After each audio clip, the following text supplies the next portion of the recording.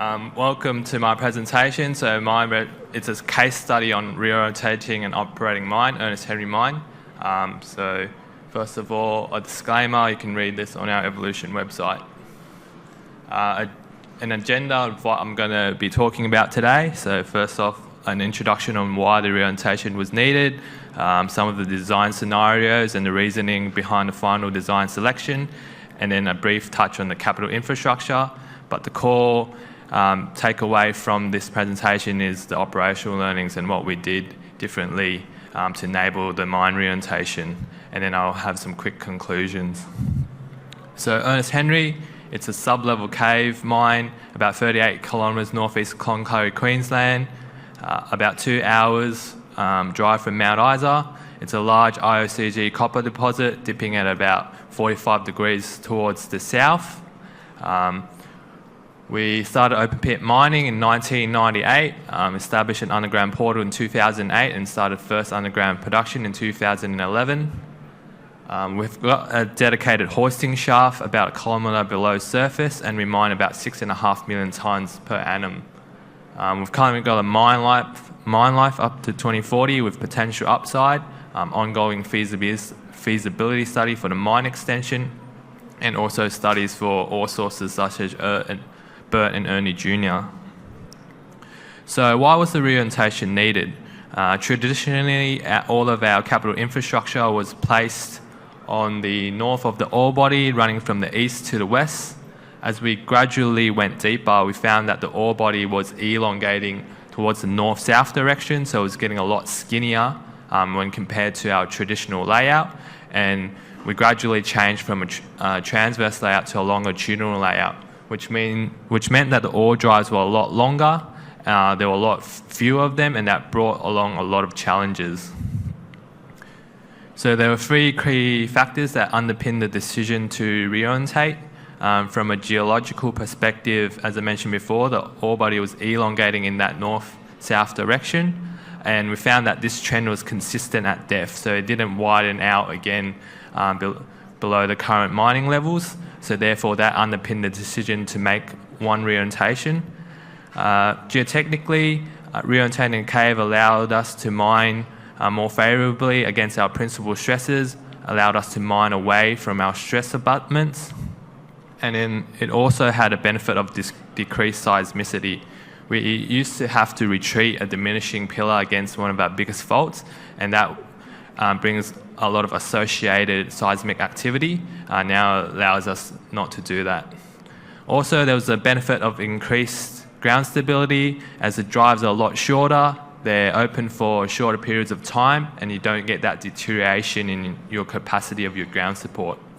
From a mining perspective, there are a lot of synergies from a ventilation perspective. You could have a lot of concurrent activities with the same ventilation setup. There was also a lot more optionality. There was more headings, more draw points. And so if there were issues in one area of the mine, you could go to a different area. And the key driver was the productivity increase. As the drives are a lot shorter, your loaded fleet tramming distance are a lot shorter, and that allows you to produce a lot more productively and efficiently. So the final 3 scenarios that we evaluated for the re-orientation. Scenario 1 was the 1200 level, which was the final level above our existing crusher, to a 1125 level hybrid design. So when I say a hybrid design, I mean there's a longitudinal portion and a transverse portion delineating along the AB fault. Scenario 2 was a 1200 level hybrid design and then a full transverse design on 1175 level. And then scenario 3 was similar to scenario 2, but instead of re-orientating along the AB fault, we would take off from ore drive 13, which was already developed at the time as a diamond drilling platform. This was ruled out first because it was least favourable geotechnically, and also when we were drilling from that diamond drilling platform, we intersected a lot of hot water, varying from 55 to 75 degrees.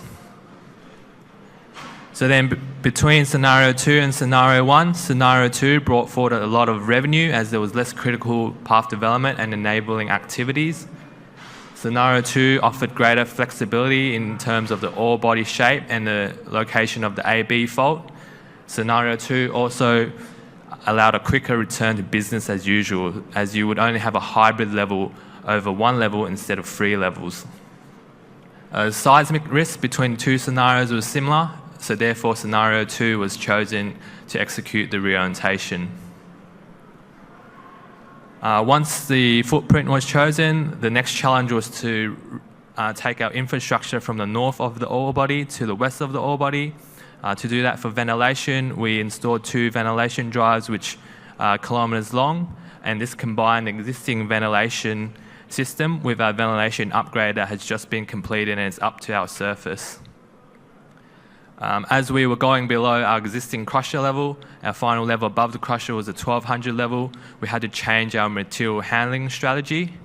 So we installed a dedicated truck loop at 1100 level. And to go with that truck loop, we did a lot of trucking simulation, and it showed the need for a second dedicated trucking decline, which we've developed. And this allows us to use less trucks to achieve the same production profile, essentially ensuring that trucking does not constrain our mine in the future. So once the infrastructure was reorientated, we go into the operational detail. The first challenge was the drill and blast. Particularly the most challenging part was the section where the transverse layout undercut the longitudinal layout. There's a bit of a mismatch in orientation of the drives, and there was concern that the drill and blast performance of the apexes would not perform as well.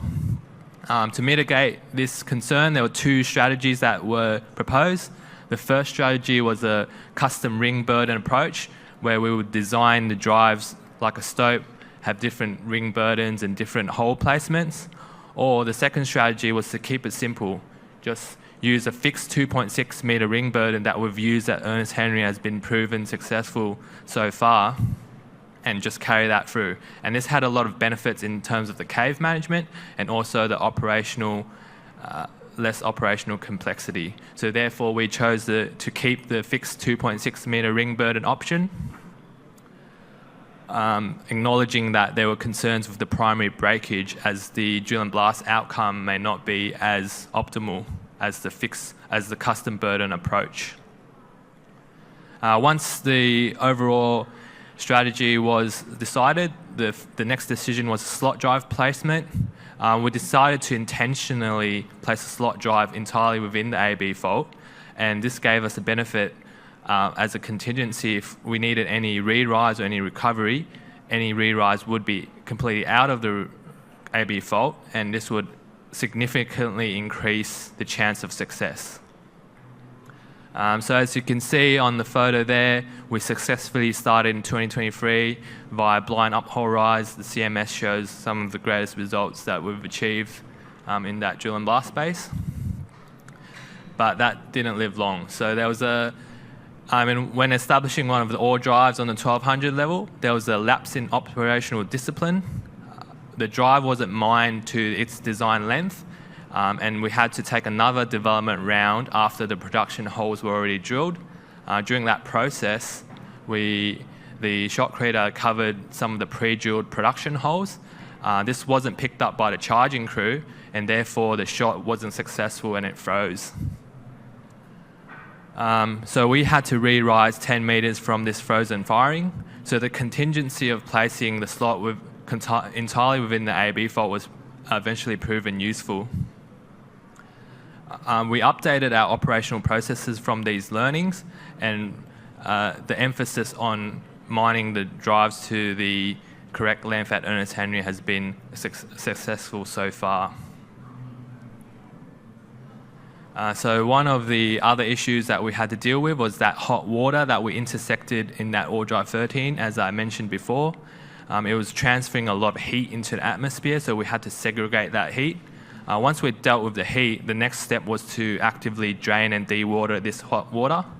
And there was a risk-based approach on how we would produce below this ore drive 13. As the level 1175 directly undercut this drive, we need to make sure we had our checks and balances in place to effectively manage this risk. we would evacuate equipment from certain areas of the mine, made sure we had a progressive re-entry procedure, and then also have a lot of diligence on the saturation of the draw points, making sure that if there was any signs of water, we would definitely utilize automation to bog the draw point. Seismicity was one of the biggest challenges at Ernest Henry on the upper levels. As you can see on the slide there's a lot of damage from seismic activity, and this could delay production for up to weeks in certain areas.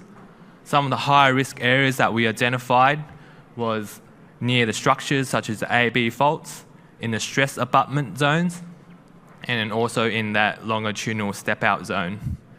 Some of the controls that we used to mitigate this was we made some improvements to our seismic system. We changed the trigger and it made it a bit more sensitive. We also installed more geophones to get more accurate data, and we're also in the process of installing tomography to understand our cave back. We changed from static ground support to dynamic ground support. We now use MDX bolts and Power 1 bolts, and that allows us to deal a lot better with the energy dispersed from these seismic events.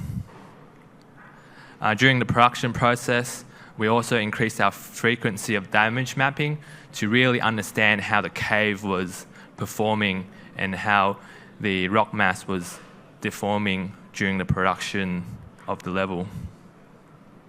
We implemented blank standoff periods at the beginning to be conservative, but due to the low level of seismicity, these were later removed.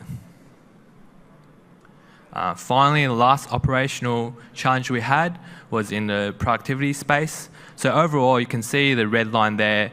The ramp up was in line with the other levels, but due to a design constraint, there was a bottleneck reached approximately a year after start of production. As you can see on the photo there, there's about 10 to 9 draw points that can only be accessed through All Access 1, which subsequently had a 700-meter tramming distance, which was the longest tramming distance on the level.